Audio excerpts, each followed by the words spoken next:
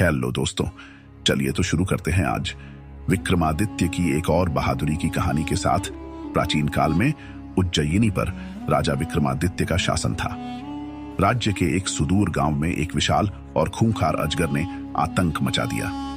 विक्रमादित्य ने इस चुनौती को स्वीकार कर अपनी प्रजा की रक्षा के लिए एक बार फिर से अपने साहस का परिचय दिया। राज्य के दक्षिणी हिस्से के एक घने जंगल से सटे गांव में अचानक एक विशाल अजगर का प्रकोप शुरू हो गया।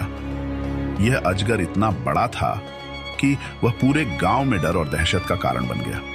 अजगर अक्सर जंगल से बाहर निकलकर गांव के मवेशियों को निगल जाता और कभी-कभी इंसानों पर भी हमला कर देता। गांव वाले रात दिन भय के साए में जी रहे थे।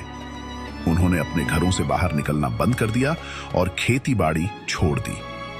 गांव का मुखिया और कुछ ग्रामीण उज्जयिनी के दरबार पहुंचे और राजा विक्रमादित्य से मदद की गुहार लगाई। मुखिया ने कहा, महाराज, हमारे गांव पर एक विशाल अजगर ने कब्जा कर लिया है।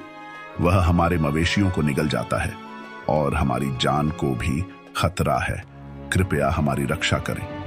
राजा विक्रमादित्य ने मुखिया की बात ध्यान से सुनी और तुरंत इस समस्या को हल करने का निश्चय किया। उन्होंने अपने दरबारियों और सैनिकों से पूछा कि कौन इस खतरनाक अजगर से लड़ने के लिए तैयार है। लेकिन अजगर की भयावहता के किस्से सुनकर कोई भी व्यक्ति आगे नहीं आया। तब विक्रमादित्य ने खुद इस कार्य को अंजाम देने का निर्णय लिया। उन्होंने कहा, एक राजा का सबसे बड़ा धर्म अपनी प्रजा की रक्षा करना है। यदि मेरे राज्य के लोग भय में हैं, तो यह मेरा कर्तव्य है कि मैं उनका भय दूर करूं। उन्होंने अपनी तलवार और ढाल को उठाया और अपने सबसे तेज घोड़े पर सवार होकर गांव की ओर निकल पड़े।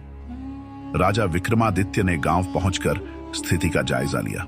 गांव के लोग उनसे मिले और उन्हें बताया कि अजगर जंगल के पास स्थित एक बड़ी गुफा में रहता है। वह रात के समय गांव में आता है और हमला करता है।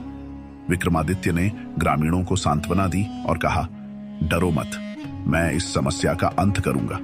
ये अजगर अब तुम्हारा कुछ नहीं बिगाड़ पाएगा। अगले दिन विक्रमादित्य ने अकेले ही जंगल में जाने का निर्णय लिया।